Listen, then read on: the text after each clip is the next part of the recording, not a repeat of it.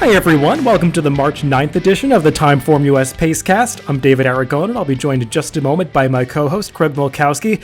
This week on the podcast, we're going to recap last weekend's racing from around the country, focusing primarily at the beginning of this podcast on the three Derby preps that took place at three different venues, topped by the performance of the Bob Baffert train, The Life is Good, in the San Felipe out in California.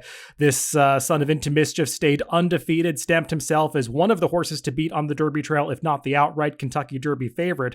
We'll talk about that race in depth in a little bit, but there were also plenty of other interesting stakes races that took place at Santa Anita on Saturday. We'll move on to Aqueduct, where they ran the Grade 3 Gotham. That was won by the long shot Wayburn. We'll talk about some of the Chad Brown horses as well, as that finished right behind him.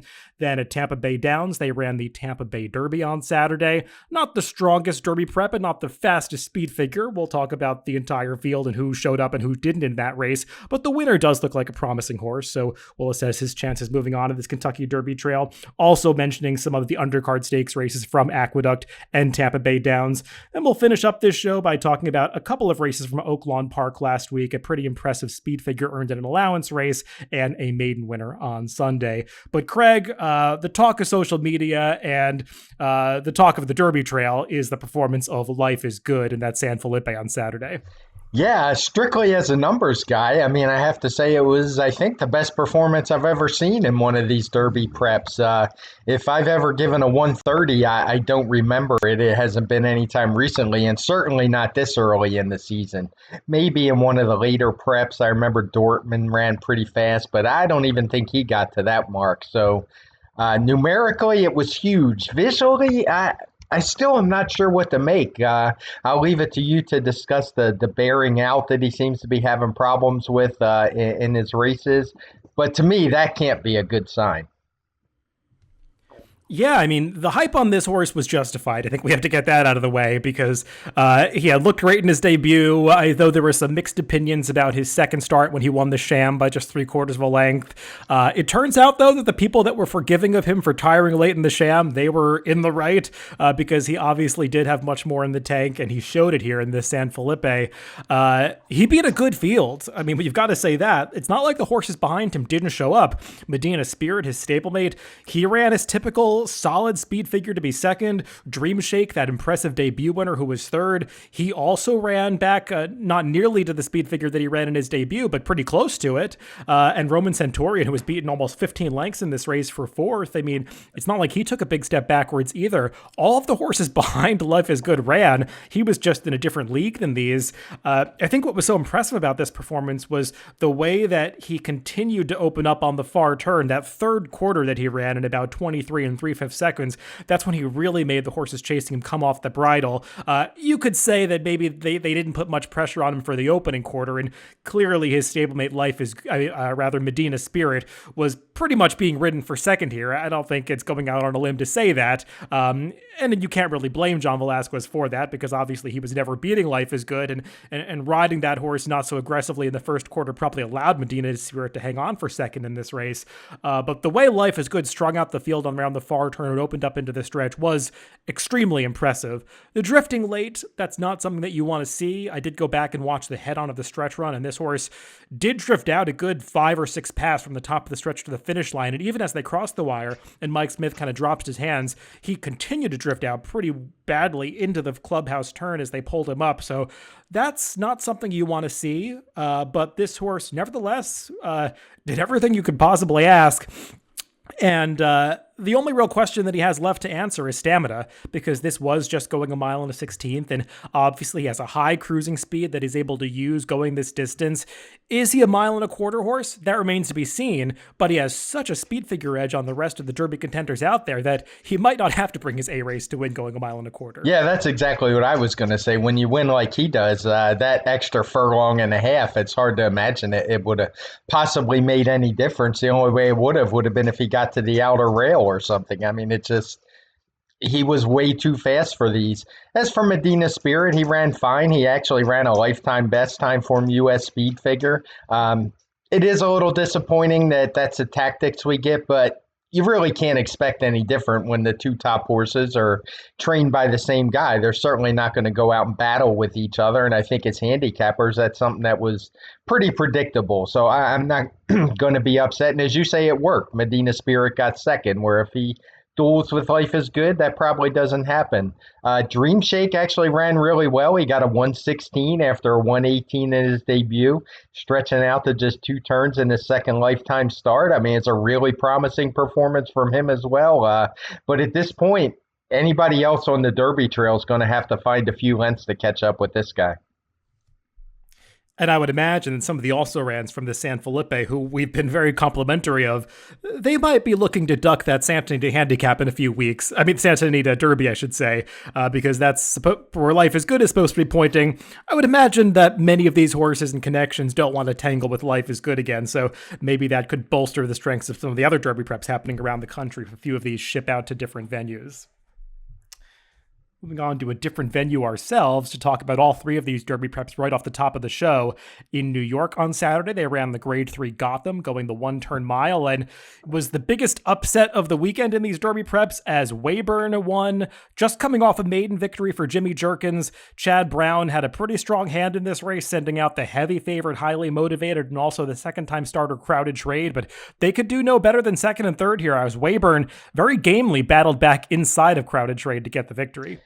Yeah, it was a game effort for sure. He looked like Crowded Trade looked like he had taken the race and was going to go on to win, but Weyburn dug in and he did so inside, which is never an easy thing to do. And just a nice performance from him. He got a 113 TimeformUS speed figure for the race.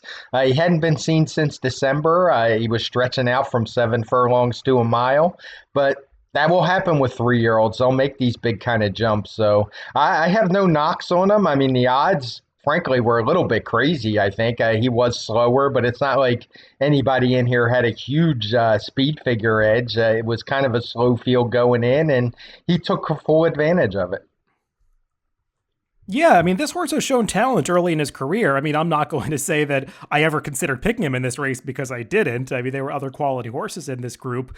But Weyburn had run well, especially in his second career start. And he had won a maiden race on Cigar Mile Day and the Slop last year. Maybe the Slop is not really what he wants. And obviously, this time away and the extra distance really did him well. And he seems like the kind of horse that should handle even longer distances, just given that tactical speed he has and that grinding style. Not much of a turn of foot on this horse, but it just seems like he keeps whacking away at it. He was able to get back up to win this race. They're going to try the Wood Memorial next, and that seems like the right kind of spot for him next time out. Jimmy Jerkins has said after this race that they're not looking at the Kentucky Derby right now. I believe he's not nominated to the Derby. Not that that is necessarily playing into their decision-making, but I know Jimmy Jerkins is somebody who holds a lot of the races in New York later in the year in high regard, like the Peter Pan, the Belmont, the Travers.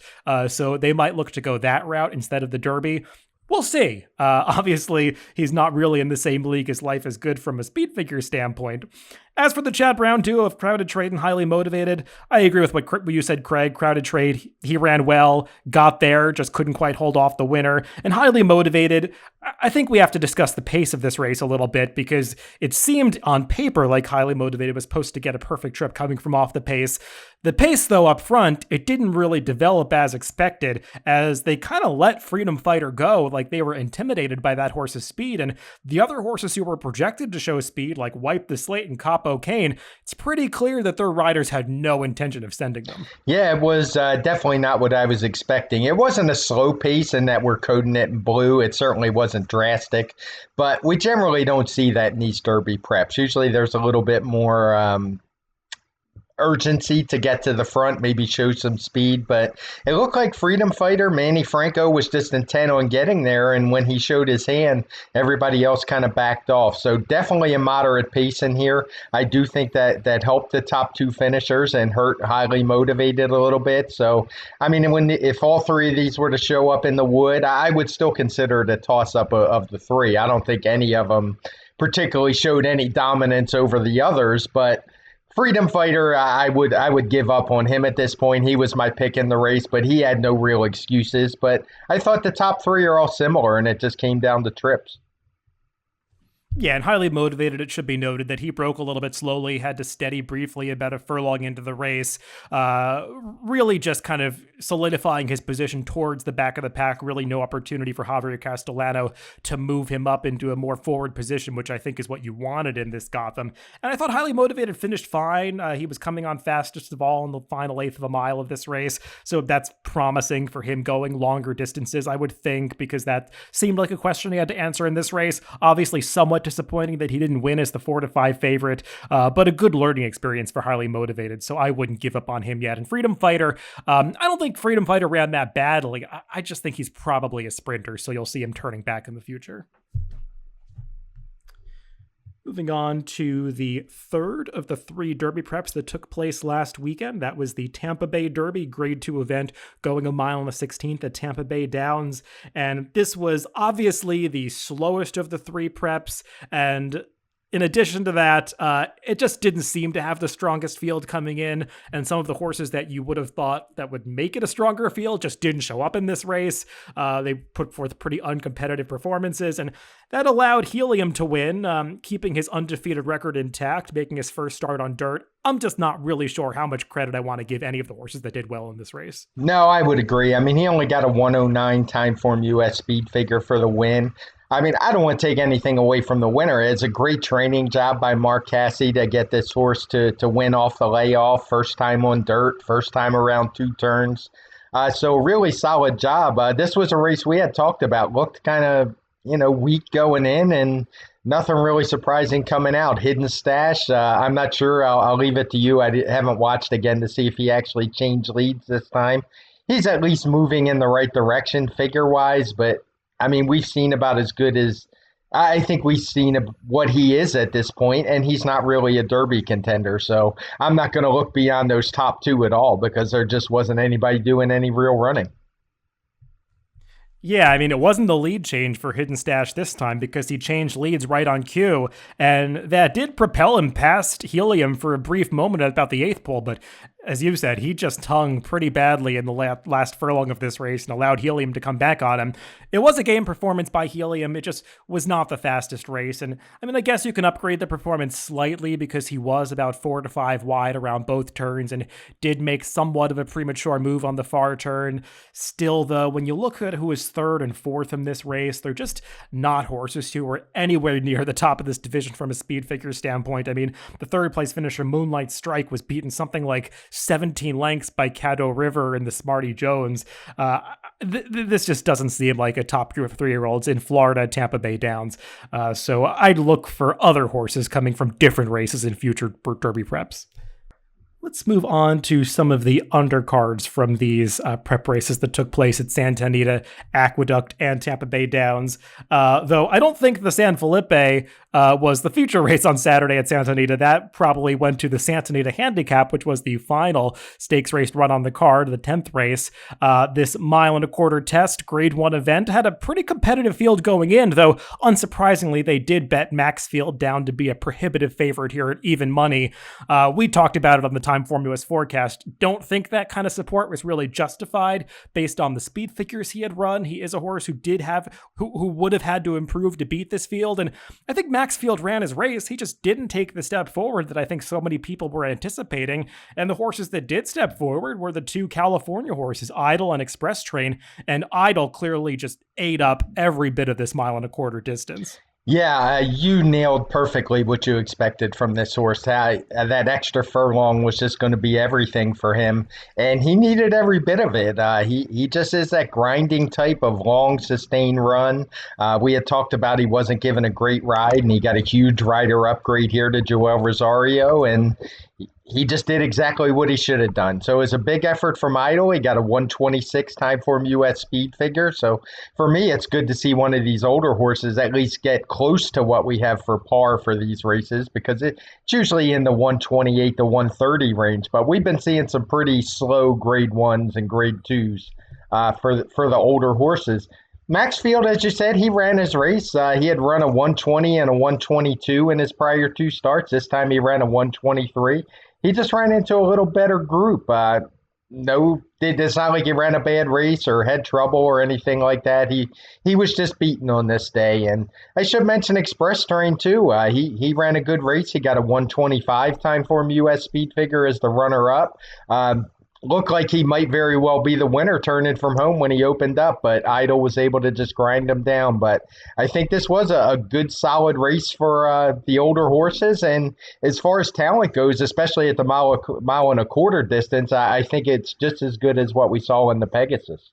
I completely agree with that. I actually am a fan of these two horses out in California, Idle and Express Train, and they could really dominate the handicap division out there in coming months with races like the Gold Cup coming up and the Pacific Classic later in the summer. Idle seems like he wants every bit of that 10 furlong, so they should focus on those races. I mean, they could probably even take a shot at the Brooklyn if they wanted to run him in New York on Belmont Stakes Day, because a mile and a half seems like it would be even better for a horse like this. That is obviously just a grade 2 event, though, so they might focus on the grade 1s. But I like this horse a lot. I love the way he finishes off his races. And Joel Rosario, while he did have to go very wide on the far turn, I think that's the right move with this horse because he doesn't have much of a turn of foot, and you really have to wind him up pretty early to get him going with top speed by the time they get into the stretch. That's something that his prior rider wasn't doing, and Joel did that perfectly in this race. And take nothing away from Express Train, who was second, ran his race, got there, had a sizable lead at the eighth pole, but just got cut down by a horse who wanted the distance a little bit more. And Maxfield and Independence Hall, who were third and fourth here, I get the feeling that both of these horses probably don't want to go a mile and a quarter, and I'd love to see each of them turn back in a race like the Met Mile later in the year. Maxfield, he's got much more tactical speed than I think we've seen in some recent races. He gets a little headstrong early in his races, and I don't think he would be affected by a quicker pace in some of these. He actually might be helped by it if they turn him back a little bit, and as long as he can stay healthy, which has been a problem in the past, I would like to see Maxfield going a little shorter in the future, and the same for Independence Hall, who Mike McCarthy seems to have really figured out. He didn't run that badly to be fourth in here. I just don't think he wants a mile and a quarter. Yeah, I was going to say the same exact thing. He actually was in prime position, and I think the distance just got to him in the stretch. But that said, it's not like he quit and backed up through the field. He just wasn't able to make up any ground, but he definitely looks like he's the real deal. He only got a 123 in here after a 129 in the Pegasus, but I think we can say that Pegasus effort was legit off of this effort. And as for Maxfield, I was going to ask you the same thing. I think a mile and a quarter might be just a little bit too far from him based on what I saw Saturday. And I'm totally with you. There's plenty of big spots at a mile and an eighth. So, there's no real reason to push the envelope. He could find grade 1s at shorter distances. Moving to the race just prior to the Santa Anita Handicap, the other grade 1 on this Saturday card, that was the Frank E. Kilroe Mile. And this was one of the most wide open races of the weekend going in. It certainly looked like that. We had a slight favorite in Smooth Like Straight, but also three horses between 4-1 and 5-1 in odds. So a very scattered tote board. And it definitely played out as a wide open race coming down the lane because it looked like any number of horses might win at the top of the stretch. But it was hit the road, coming off a perfect ride of Florent Giroux, just saving ground around both turns. He found the split in the stretch and was able to get up to win over Smooth Like Straight. Yeah, that was a nice effort. Hit the Road was a horse who had visually impressed, but his speed figure was just a 117 in that return race back in February. But he showed he had more in the tank. I had talked about it, so whenever a horse wins a turf race that easily, there's probably more in the tank. And he got a 123 for this effort. I will say, granted, he got a great ride, but it's also because he has that good tactical speed. He's a quick horse. He's able to kind of accelerate quickly, and that's exactly what he did here. Smooth Like Straight ran his usual solid race. He was able to sit just off the pace exactly as you predicted on the forecast that Flying Scotsman would gun from the outside, and he just kind of ceded the lead to him, and understandably so. I think it was the right move. He just wasn't able to hold off Hit the Road. I thought he ran just fine. And count again, the third place horse. It was good to see him back in form because he had run so bad last time out after a big effort at the end of last year that you had to wonder if it was maybe the Lasix that got him. He wasn't able to use it, but there was no Lasix here, and he ran just fine as well. So pretty strong race for a California turf race. Yeah, the thing that struck me most about this race is that you had a bunch of East Coast shippers in here, and it was actually the West Coast horses that dominated this Grade 1 event. We don't always see that in Southern California, especially when there are some legitimate East Coast shippers, but it was the three Californians who've rounded out the trifecta here. And I have to say, well, Hit the Road looked great, and it's a nice story with Dan Blacker getting his first Grade 1 victory, and Florent Giroux giving this horse a perfect ride. I think he hasn't lost since he was a 2-year-old, this horse, Hit the Road. He's only won 4 races in the past 2 seasons because he hasn't raced that much, but he has compiled a bit of a win streak here, and Smooth Like Stray put forth his usual good effort. They both ran well, but the horse that I was most taken with in this race is the one that you just mentioned at the end, Count Again, who was third in here. I think Count Again ran the best race out of anybody. He just lost by a pair of necks, but he was the only horse who made a significant run from the back of the pack. A couple of the pace figures are color-coded blue. It wasn't a glacially slow pace, but they weren't flying up front, and Count Again was the only horse who made that kind of electrifying run from the back of the pack. And I don't know what happened in that race 2 back in January when he was a no-show and basically eased, but pairing this effort with his extremely impressive win in the Seabiscuit from late last year at Del Mar, you could make an argument that Count Again's the best turf horse in California right now. Maybe it sounds a little hasty for me to make that judgment off this effort, a third place finish at 16-1, but as you said, 16-1 was a little ridiculous based on how well he had run last year. And given the fact that he bounced back on this race, I think this horse has a real future out in Southern California. We'll see. He might want a bit farther than a mile, but I was really impressed with his performance. Yeah, I would agree that he probably did run the best. The pace was moderate. He was the only horse closing. The only other horse I want to see give another shot to is Ride a Comet. He didn't break very well. He wound up wide around both turns. He didn't do a ton of running at all, but he still was only beaten 2 3/4 lengths, so I'm not going to give up on him just yet. Another stakes race that was run at Santa Anita on Saturday was the Grade 2 San Carlos for the older sprinters going 7 furlongs. And kind of like a sprint race that we're going to talk about in a little bit at Aqueduct, the story of this race was just speed, speed, speed, as Brickyard Ride ran this field off its feet right from the start. Yeah, this was a horse. I wish we had talked about this race on the forecast because I would have actually got one right, except for Idle. But he was a horse we talked about on the Pacecast after his last race and how fast he was. He came into this race with just a significant speed figure edge over everybody else in the field, especially on dirt. Storm McCord had run some decent speed figures on the turf routing, but that's a totally different game than this. So unless you were worried about the extra furlong, he just looked like a standout to me, and he sure backed it up. He just speed popped the gate, blitzed the field, and was never in any danger whatsoever. He got a 125 TimeformUS speed figure, and the only other thing I'll say is, as I said when we talked about him on his last Pacecast, is keep this guy on the dirt. Yeah, I've got to be honest, one of the reasons that I didn't suggest we talk about this on the forecast last week was because I kind of assumed he'd be favored in here, and I read that one completely wrong because he paid $12 to win. I don't know how, that he was a much bigger price than the horse that he trounced last time, Tigre de Slugo, who was second, but that's how the bettors decided to play it.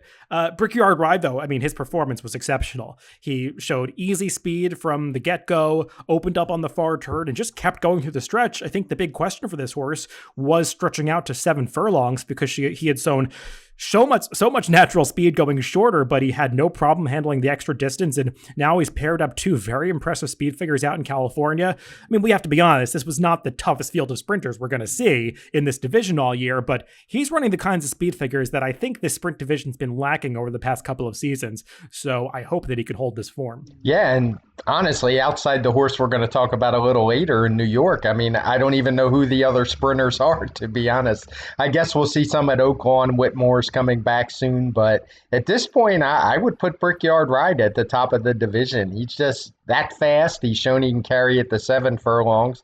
We know that most of the bigger sprints are at 6, and I just think he is the real deal. Wrapping up the graded stakes action from last weekend at Santa Anita on Sunday, they ran the Grade 3 Santa Isabel for the 3-year-old fillies, and this was the Bob Baffert show in the sense that he had 3 of the 4 starters in this field, but he almost didn't pull off a victory as the Mike McCarthy-trained Mraz took this field into deep stretch with the lead, but Bob Baffert, one of his trio, did get up to win as Beautiful Gift just wore down that filly in the final 16th. Yeah, this is a division that was kind of hurt when Moonlight Dioro went out with an injury. She had beat Calypso, who was 3-5 in here last out. But not the most impressive field coming in. Nobody'd been running triple digit speed figures. And Beautiful Gift was able to wear down Mraz on the outside. She's going to get about a 101. I'll have that official later today. But it looked like a pretty cut and dried speed figure. And she was at least the one horse who was coming off a bit of a layoff. So her speed figure of 95 last time was earned back in October. So not totally surprising. She was able to improve a few lengths. But I'm not sure what to make of this filly division at this point. I remember after the Breeders' Cup juvenile fillies and the juvenile last year, thinking the fillies were a really, really good group and we had a lot of horses running fast. But when I look at the spreadsheet we put out for that tracks all the Derby and Oaks preps, all the fastest figures still came back in November of last year. So until we see some form from some of those horses, it's just a really muddled division for me right now. I agree with that. This division's in a bit of turmoil. I mean, it might be the inclination to say that a horse like Beautiful Gift just getting a 101 isn't really in the conversation, but that number is kind of right in line with what we've been seeing in this division. We had that huge upset in the Devona Dale at Gulfstream last week with a filly who, I don't know if she's one to be taken seriously on the Oaks Trail, but she ran about the same speed figure. Obviously, V-Quist went down to defeat. That was disappointing. Out at Fairgrounds, you have that pair of Travel Column and Clairiere. I think they were the two favorites in the Kentucky Oaks future wager from last week because I guess they were the two that put forth the best performance so far in this division. But I mean, there are some that we haven't seen yet. I don't know where Day Out of the Office is from last year. Malathot, who was the visually impressive winner of the Demoiselle. I think she was training earlier in the year, but I haven't seen any updates on where she's going to run. Just a pretty muddled division at the moment. One more race to talk about from Santa Anita last week before we move on to some other venues. That was an allowance race from Saturday as Whisper Not ran to victory. Not surprising that he won as the odds-on favorite, but the manner in which he did it was a little unconventional as he opened up a long lead on the backstretch and was able to hold on late. Yeah, this was one of those races I got a lot of questions about on Twitter because he ran faster than the stakes race later on the card, won by so it Hit the Road. He ran over, yeah, he ran over a second faster. All the calls were faster, and I guess people expect you to just give them the speed figure that kind of not use any judgment in these situations, but it's one of those where I just can't do that because he would have had a figure 10 points higher. I mean, maybe they would have been reversed. Now, I will say there's an algorithm that's built in for these kind of runoff leaders, and he basically broke it because the chart right now is showing him with a 113 TimeformUS speed figure when the final time is 115. So he is going to get upgraded a bit. I have to go and tweak that a little bit because it was never the intention to penalize horses in those situations. So that shouldn't have happened. But as far as comparing his figure to Hit the Road, I would just tell people, look at the charts and look at the horses or the horses in behind both. And I mean, I think the figures we're giving are telling the real story. If Whisper Not had been in that stakes race, does anybody really think he would have been a contender? I don't personally. Maybe he would have set it up more for a horse like Count Again to actually get up and win the race. But I think the speed figure's telling the story. And what happens sometimes in turf races, horses generally don't run as fast as they can because the goal is to get to the wire first, not to run the fastest time. And sometimes the pace is so slow that they're not able to run a good final time, but sometimes it's so fast that they actually are able to maximize their effort. But it doesn't really mean that these horses are better than the stakes races. I hope I explained that well, but I just ask people to look at it and figure if any of these horses, if I just rated strictly on final times, these horses would all have better speed figures than the winner. And I'm not just talking about the winner of the stakes. I'm not just talking about the winner here, but probably the top three horses. And I don't think anybody would tell me a horse like Rip City or Tripoli would be any match for Hit the Road. No, I think you make some really good points there. At the end of the day, final time on turf means very little from a speed figure standpoint without context. And come home time and how the race was run on the early going has such a great influence on the final time in turf races that you really do have to take that stuff into account. And I mean, that's one of the things that I love about the TimeformUS speed figures, and the simple premise of taking pace into account is that it just makes speed figures on turf make a little more sense in general. Obviously, this is a bit of an outlier situation with a horse running off to a big lead and holding on to win the race. That's something that you don't often see, not because horses can't do it, but because riders so rarely choose to ride horses in that way, especially in the United States in the last few years. But when they do it, and you have a horse that's vastly superior, you can just let a horse cruise on the front end, and if they have easy tactical speed, sometimes that's the fastest way to get to the finish line. And I think Flavien Prat had a lot of confidence in Whisper Not as the 2-5 favorite in this race, and he just let this horse do his thing on the front end, let him stay out of trouble for the entire race, and was able to get up to win. To hold on to win by a length and a quarter. I think this horse was much more superior to the rest than the final margin would indicate. But I also agree with you, Craig, that he doesn't deserve some big pace bonus for setting that fast pace, because he was doing it pretty easily, and generally on the turf, it's not as taxing as it might seem in a dirt race to go that fast on the front end. Yeah, one thing a lot of people don't realize is firm turf is nearly always faster than firm dirt, and yet we see, or fast dirt, I should say, and yet we often see much slower fractions on turf, and that's just strictly tactics. If horses want to go fast, if you were to have match races, one horse on turf and one horse on dirt, the horse on turf is going to win almost every single time if you run the same distance, just because of the surface is faster, assuming they're of similar ability. So it can get tricky with the fractions, but agree, especially when a horse opens up a big lead like this, there's no way they should get extra credit. It's something we tested. And we used to actually give these horses a lot of extra credit, and it was just leading to a lot of bogus speed figures. So the algorithm does a really good job of knocking that down. In this case, as I said, it did a little bit too good of a job, because it actually penalized him a little more than I wanted, and that's something I'll fix and adjust that figure. But it won't be by much, just a few points. Yeah, and just to wrap up this race, if you've ever been a jockey in the Gallop Racer game, I think that's a really great example to use to try to explain this if you have that experience of playing that game. And when you've got a front runner that's so much better than the rest of the field, one of the ways to achieve a really fast final time is to open up a big lead on the rest of the field, and that horse will hold on because it's not that taxing to run that fast on the turf if the horse has it in him. So if you've ever played that game, I think it's a really great example to use of how to explain a performance like this.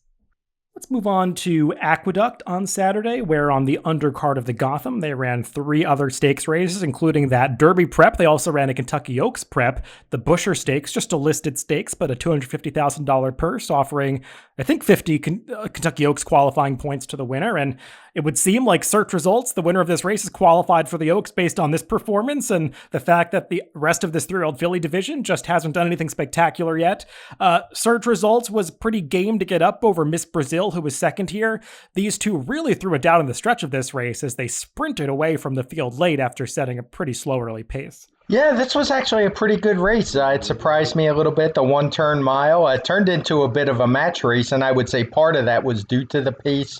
We have the half-mile and three-quarter-mile coded in blue, so it was pretty slow, particularly slowed down. The half-mile was just crawling. The leader had a pace figure of only an 83, and they wound up with a 112 final time figure. So they were flying home. It basically gave nobody else any chance whatsoever in here. So I wouldn't have a problem with anybody who just wants to line through this race for the others, because the pace just gave them no shot. But that said, the top 2 ran pretty well. They separated themselves from the field. Miss Brazil was able to handle that extra distance. I do think some of that was the pace. She's a filly I wouldn't want to see go much longer than this, because I think it would be asking for trouble. But Search Results, on the other hand, she's a filly who is probably bred to go even longer, and I was impressed with her. She got a 106 for the win. Miss Brazil got a 105, so pretty strong race for a non-graded stakes. Yeah, and the other thing I liked about Search Results was that she didn't even change leads in the stretch, and she still got by Miss Brazil. She hung on that left lead for the entirety of the stretch run, and usually when you see a horse in another duel with a rival down the stretch and they don't change leads, it's the other horse that has the upper hand, but Search Results was able to forge past at the end of this race. They both got very good trips. I think we have to we can't overstate that. Given how slow the early pace was, it's not surprising that the two leaders dominated this race. But they did draw off impressively in the final eighth of a mile. And Miss Brazil, I'm a fan of this filly. She's very game, and she's a real fighter. She's got a nice turn of foot on her. We saw that at the top of the stretch of this race. But I agree with you. I think 6 furlongs to 7 furlongs is really what she wants, and she was able to almost get up going the mile here, but that was primarily due to the pace situation. So I'd like to see her turn back in the future. But search results, she looks like a pretty promising filly for Chad Brown. I do want to touch a little bit on the speed figure, Craig. I should have brought it up with regard to the Gotham, but we can talk about it now.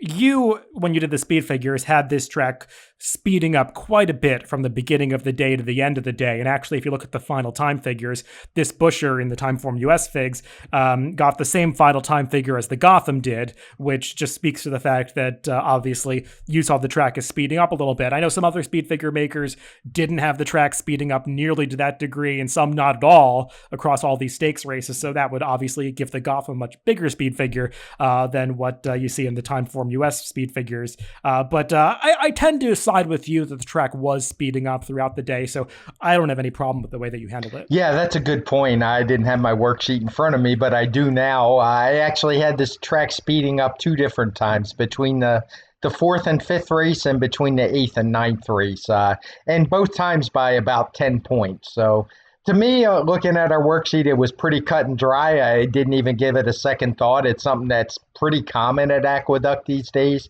I know we've talked about making Aqueduct speed figures and how tough it can be, and frankly, it hasn't gotten any better. There's definitely a lot of work being done on that racetrack during the day, which is fine. I'm sure it's done for a reason, and as handicappers, we don't have to be told that reason, but it's just something that's really apparent to me, and I don't really have a whole lot of doubt in the speed figures. The ones that make me nervous are when it's just one race that kind of sticks out weird, and the race before it and the race after it kind of fit together.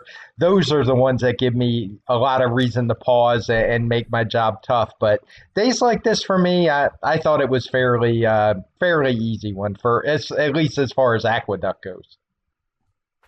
Yeah, I tend to agree with you that once you saw how the entire day played out, it did seem like the track sped up. And that's really confirmed by the very last race of the day, a $16,000 claimer that you have the horse that won getting a pretty sensible speed figure. Some others have that race very fast, but I think for that level, you have to kind of side with a little bit of caution as you handle those horses with regard to the Gotham and giving the Gotham a very high speed figure. And I don't mind when a track is playing very slowly as long as it's fair. And thankfully, the last week at Aqueduct, we did see that rail bias that had been so prevalent for a few weeks finally disappear. And we had a fair track, albeit just a slow track. Moving on to the Grade 3 Toboggan, the other graded stakes on that Saturday card at Aqueduct, and along the lines of Brickyard Ride, who ran a field off its feet in the San Carlos, well, Chateau did the same thing in this Grade 3 stakes race going 6 furlongs as he opened up on the field early and really never let anybody else get into the race. Yeah, I mean, he just dusted this field. It was very similar to Brickyard Ride. He went fast early and just kept on going. He maybe was getting a little tired at the end, understandably, but he matched the 127 TimeformUS speed figure he had won last time. And whatever Rob Atras has figured out with this horse, he's doing it the right way because, I mean, he is just a bullet out there. At no point did he ever look to be in danger in this race. Not much to say about the others. They were beaten so bad. I mean, Wendell Fong, he ran okay. You had mentioned on the forecast, maybe he wouldn't be fully cranked for this, and he'll be pointed to that 7 furlong Carter, I believe it is. So maybe he'd have a little more, but at this point, it's hard to see anybody in this field beating Chateau at 6 furlongs. Yeah, it should be noted that there were some no-shows in this race, like Pete's Play Call, who for some reason had no speed from the rail and was last in the early going. I think that was a little bit unexpected. And Share the Ride, who's been so consistent racing just about every 2 weeks, running similar speed figures going back a number of months, Seems like maybe the clock struck midnight with him here, as all of that activity seems to have finally caught up with him. He was pretty dead on the board throughout wagering, just dropped down to 3-1 at the end, but he was 6 or 7-1 for most of the betting of this race. That's always a bad sign in New York, where the money is typically very smart, and he just had absolutely nothing in this race. So the race did get a lot easier for Chateau, but make no mistake about it, this horse ran fast every step of the way. Finishing up the action from Aqueduct last week was the Heavenly Prize, the race run right before the Gotham, one of 3 stakes races going that 1-turn mile distance on Saturday. And I'm sorry, with a winner of the Heavenly Prize, Lake Avenue, made her second start off the layoff here and now made it 2 in a row as a 4-year-old. Seems like Bill Mott has this filly going back in the right direction after a pretty disappointing 3-year-old season. Yeah, she kind of, just looking at her past performances, gave me a flashback to handicapping Wendell Fong, because she just completely lost form. She was a really promising 2-year-old. She had won that Demoiselle so easily, and her 3-year-old year was just a disaster. She had a couple races, what I would say some questionable rides, but the way she was beaten, I'm not sure that even mattered. But she's come back looking good this year. Her first start back wasn't very good, but now this makes 2 wins in a row. She's back to running good. This was by far her best TimeformUS speed figure. She did it with a 116, and it looked like, I mean, I don't want to be that guy that she could have run faster, because I'm not saying that, but she did it so easily that it just was a dominant performance. Nobody else really had a chance when she ranged up on the outside. Yeah, I was really impressed by this performance. She broke fine, which is something that she had struggled with in her 2 prior starts coming into this, so that's good to see. You don't want to see these horses continually have gait issues. And she got herself into a good stalking position. She's not nearly as headstrong as she once was. If you remember her earlier in her career, she was more of a need-the-lead type. She would try to tug on her rider and get to the front end. She seems much more content racing off the pace now, and that's really improved her finish. And as you said, Craig, I mean, she took over with ease at the top of the stretch. Manny Franco set her down very briefly, but she opened up on the field, was geared down late. This was a nice performance, though it should be noted that her main rival, Thankful, another situation where the very smart money in New York seemed to know that this horse had no chance, because these two looked pretty evenly matched on paper, but they bet Lake Avenue down to be the odds-on favorite. Thankful was at a pretty high 2-1, almost 5-2 in this race, and she never lifted a hoof. So the race did become much easier once she didn't show up, but still, Lake Avenue ran a nice speed figure and looked good doing it. Moving on to Tampa Bay Downs and that Tampa Bay Derby undercard. Run over the same distance as the Tampa Bay Derby, 1.16 on the dirt, was the Grade 3 challenger for the older horses. And this one was won by Last Judgment, who was dropping out of a much tougher spot in the Pegasus World Cup. And this horse has really turned his career around since Mike Maker has elected to stretch him out in distance. Yeah, he ran a good race. I had mentioned those Pegasus speed figures and how they also ran sometimes don't seem to run back to him, but he was one that was able to. He got a 122 for this race, coming out of I think it was 121 last time when he was 8th in that Pegasus. We also saw the Independence Hall ran a fairly similar figure in the big cap. So, maybe that Pegasus was a little stronger than I'm giving it credit for, but yeah, Last Judgment ran just fine. He was definitely in over his head in the Pegasus, but otherwise his speed figures have been moving northward, and this was his best yet. So yeah, this horse, he's pretty good. I mean, I don't think he's a grade 1 type, but he's going to be dangerous in some good races this year. Yeah, this 122 is a respectable speed figure, and it was a nice effort for the runner-up Modernist, who was coming off a layoff here, making his first start as a 4-year-old for Bill Mott.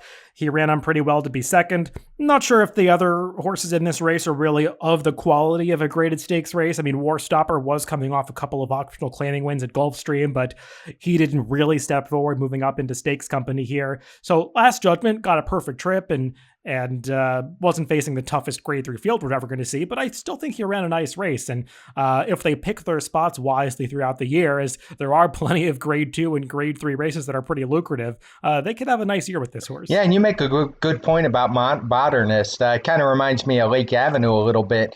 It's good to see these horses who were good 2- and 3-year-olds and kind of disappointed coming back as older horses and kind of finding some form again. And he's a horse I would expect to run better, even better next time, because Bill Mott doesn't really bring him back fully cranked up off long layoffs like that. And as you said, I thought he ran a really good race. There were a trio of stakes races on the turf on Saturday at Tampa Bay Downs, and the one for older horses was the Grade 2 Hillsborough for the fillies and mares, a race that looked pretty competitive going in, but I think there's no question coming out that Micheline was simply the best horse in this race. She was coming off a very strong 3-year-old season where they ran her pretty frequently, and she didn't always win, but she almost always put forth a good effort, and just nice to see her start to really hit her stride and put forth another victory here over a good field in this Hillsborough. Yeah, that was a good call by you on the forecast last week. She wound up going off 9-2, which surprised me a little. I thought she was going to take more money than that, but I was a little concerned about her post, and admittedly, she was pretty wide all the way around, but it didn't matter. She was able to just hang outside and wear everybody down. So she only got a 113 TimeformUS speed figure for the win, but visually, I think it was a better race than that. I think it's as good as we've seen her run, and if she drew a better post another time, was able to save some ground on race covered up, it wouldn't, or maybe even race up closer to the lead. I think she has that kind of 120 ability, to be honest.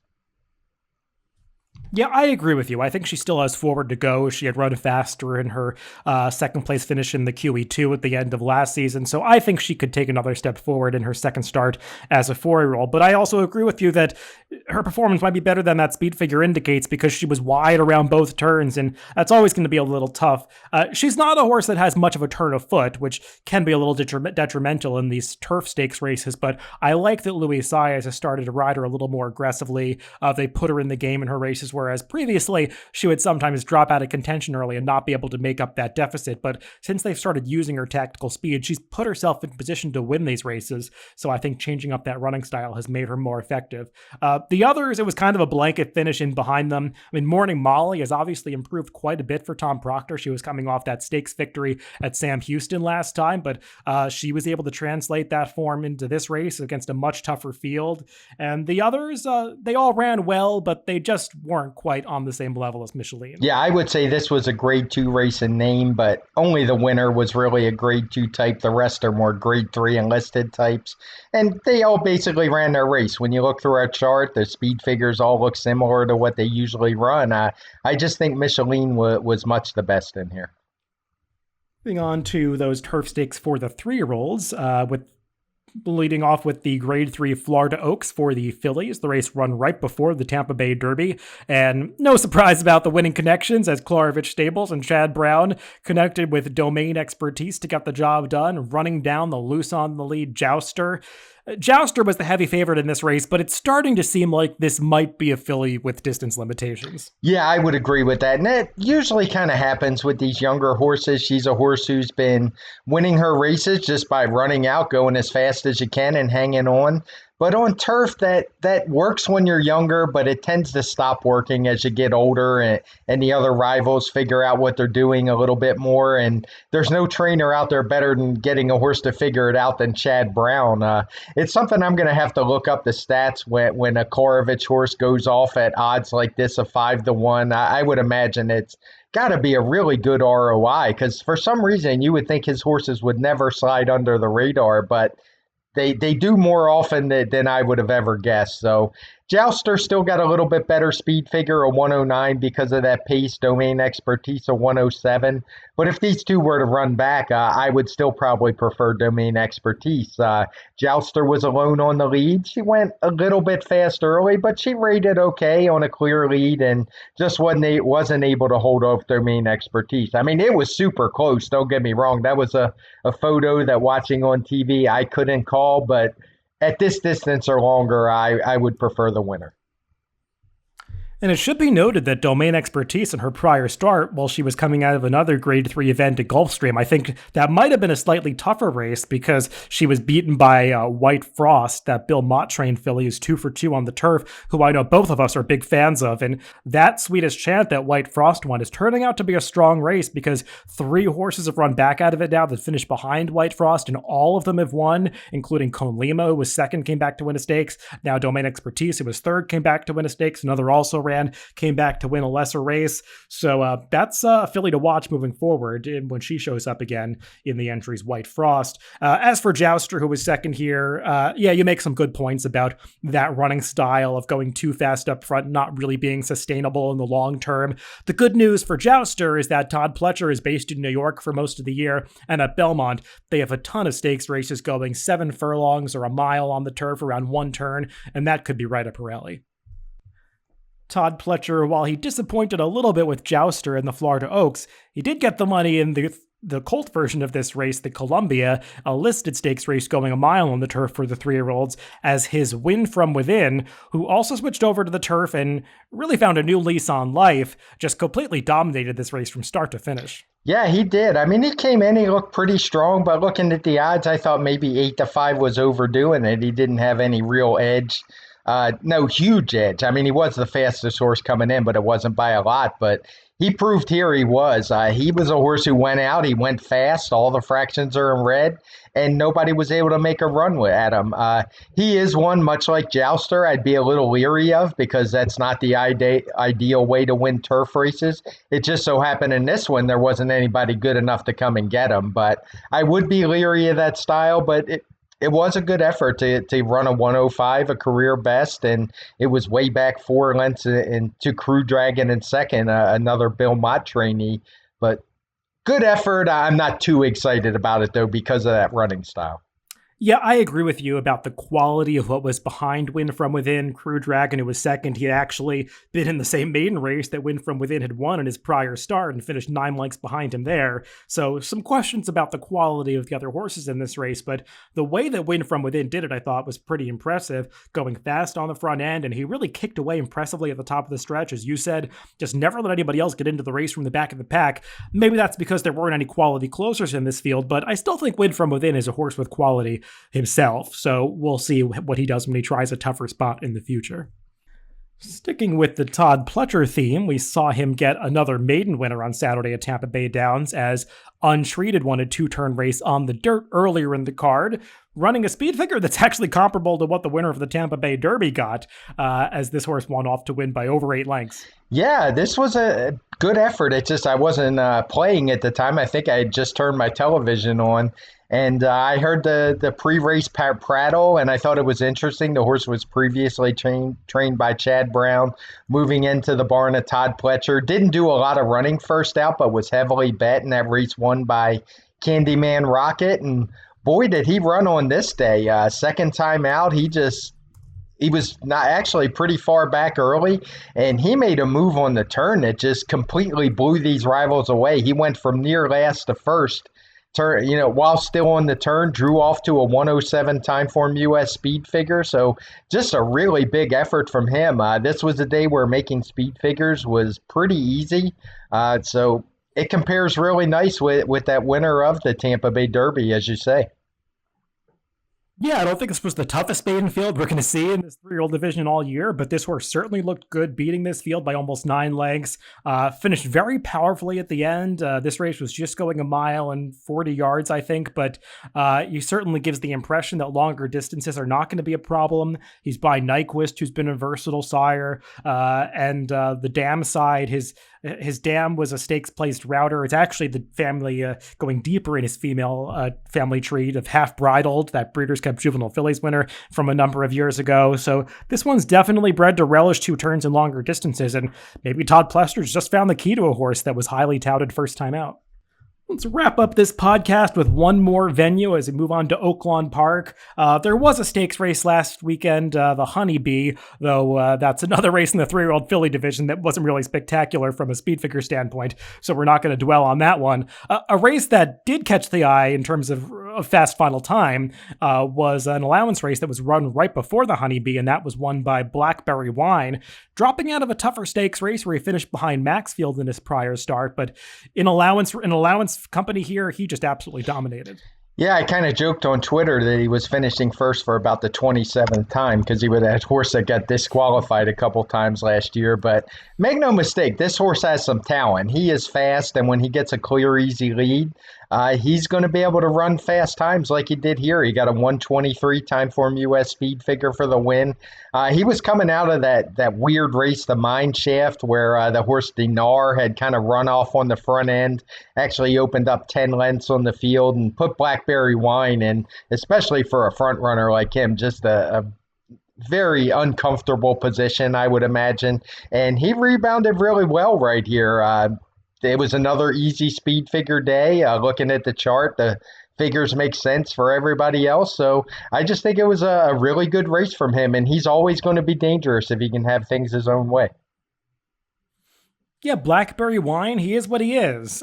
He's probably not a grade 1 type of horse, but when he's allowed to get his own comfortable lead, he's going to be pretty dangerous, and he can run those speed figures in the low 120s pretty easily. That could get him some nice results in grade 2 and grade 3 events later in the year. So kind of along the same lines of that horse Last Judgment we were talking about that won the Challenger, I think Blackberry Wine could be competitive in those races at a similar level. Yeah, and I mean, he is just still a pretty young 4-year-old, so this was his best effort yet, and it is possible he's still improving. He certainly looked the part on Saturday. One more race to talk about on this week's Pacecast, and that's another race from Oaklawn Park last week on Sunday. This was a 6-furlong maiden event for the 3-year-olds, and it was won by Noble Reflection, a Richard Baltus-trained runner who was coming out from California to run here at Oaklawn. And this horse, making just his second career start, achieved his maiden victory in pretty spectacular fashion. The margin of victory was almost 5 lengths, but watching this race, he did it pretty easily and looks like a horse with stakes potential. Yeah, he was coming out of a pretty strong race. His maiden race was won by Dr. Scheivel at Del Mar. Spielberg was second. A horse who isn't at the top of the 3-year-old division, but he's certainly a player. He's a horse who runs well pretty often. So it was a tough race, and he laid off after that, and he just came in and blew this field away. He opened up easily. He did go off 4-5, but there were some pretty decent horses in here. There were a couple other triple-digit efforts. So I think his 109 speed figure kind of tells you how well he ran. He looked good. He looked the part. I'll leave the breeding part to you as to how far maybe he wants to go. I see he's by Liam's map out of a Tisnow mare, so it wouldn't seem impossible that this horse wants to go faster or further. But at the very least, he's got himself a talented sprinter on his hands. I was really taken with this performance. This horse had such gate speed to open up and establish so quickly, moving in the first quarter mile. Just showed easy speed around the far turn to get away from this field, and he kicked on again in the stretch to defeat a highly regarded Brad Cox first-time starter who was second here. I really liked this performance, and while this was just a 6-furlong race, and obviously he does have a ton of speed, he is bred to go farther. The Liam's maps, they seem to be able to get a mile and route distances without much trouble. And on the dam side, as you said, he's got a little bit of Tisnow, and the dam is actually a half-sister to Clear Mandate, who was a multiple grade 1 winning dirt router who won over $1 million in the late 90s. So there's real stamina pedigree on the bottom side here. So Noble Reflection is a horse that I think you could be pretty excited about. I did want to mention that Philly race. I know we didn't talk about it in detail, but it was a 99 for the winner. Is it Will Secret, I believe it was? Yes. Yeah, so I mean, that is the reason we didn't talk about it. But, and you know, in retrospect, some of the other races we talked about barely beat it. So that's just a division I'm really going to be keeping a keen eye on, because it could be one that's ripe for some prices in these prep races coming up. Because, you know, in the next round of prep races, the big 100-point ones, because I just haven't been impressed by anyone so far in 2021. Yeah, it's wide open, and if one of these fillies can move up by 10 or so points in the next race, which 3-year-olds are liable to do at this time of year, that could make them the leader of this division. So definitely worth keeping an eye on these 3-year-old fillies across the country, because there are many that are in the conversation right now. Well, that's all the racing to recap on this week's TimeformUS Pacecast. Remember that you can always catch us on DRF.com, Spotify, iTunes, YouTube, and SoundCloud. Wherever you get your podcast, just make sure to subscribe to the Daily Racing Form channel. Thanks for listening this week, and make sure to stay tuned for the TimeformUS forecast coming up this Friday.